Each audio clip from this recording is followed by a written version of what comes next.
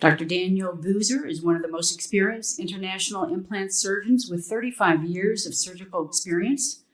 He widely lectures at national and international conferences and CE courses to share his knowledge. He has served as professor of oral surgery at the University of Bern, Switzerland, and as president of various academic associations.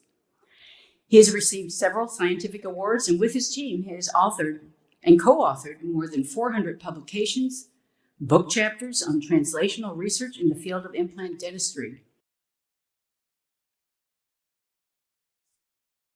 We see a pandemic of peri-implantitis in the field. When you listen to the systematic reviews, or when EFP or AAP are doing an analysis of this, and of course we know peri-implantitis, this is not a foreign body reaction, an exposed implant surface. It was addressed by Thorsten very nicely, that in Sweden now they see all of a sudden a higher incidence or the prevalence of peri-implantitis. So what are the solutions? The solutions are twofold, you see. I think we have to improve our education of clinicians, and we have to work on the implant design. And these are the two areas where we can interact, you see. We have to reduce the prevalence, and we need a paradigm shift in the markets by using more and more hybrid design implants. This implant was rough all the way up, and we were very concerned about that. That could cause a lot of infections.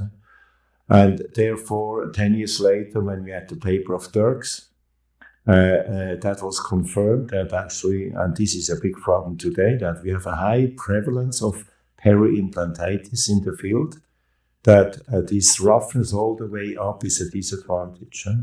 So I remember very well that I had many discussions also then with you, with Marco Gadola, that actually we go to the second, third, fourth generation, which is then first one was TLX, then TLC. This is like you have a marriage between the tissue level and the bone level implant. Very logical.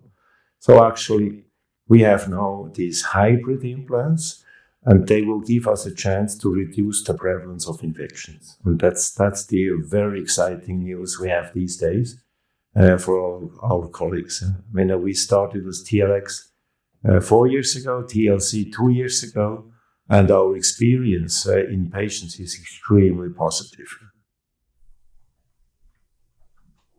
And the radiograph you see here very nicely, you see actually here a tissue level implant which is in place for, I don't know, 10 plus years. And you see this has a 2.8 millimeter machine surface all the way down to here. And the same here. And you see how the bone adapts. And this is the sulcus, and this is all highly smooth.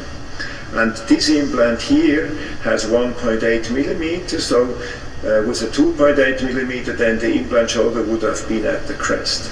Now, when this is a site grafted 4 months earlier, there's going to be a lot of remodeling when that implant goes into function. That's why you put it deeper. And then the radiograph looks not so that the implant is so deep. But that's the way we have done tissue level implants since the late 90s.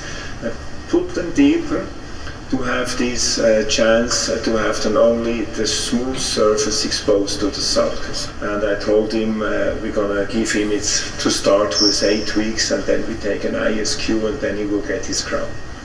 Very excited about it.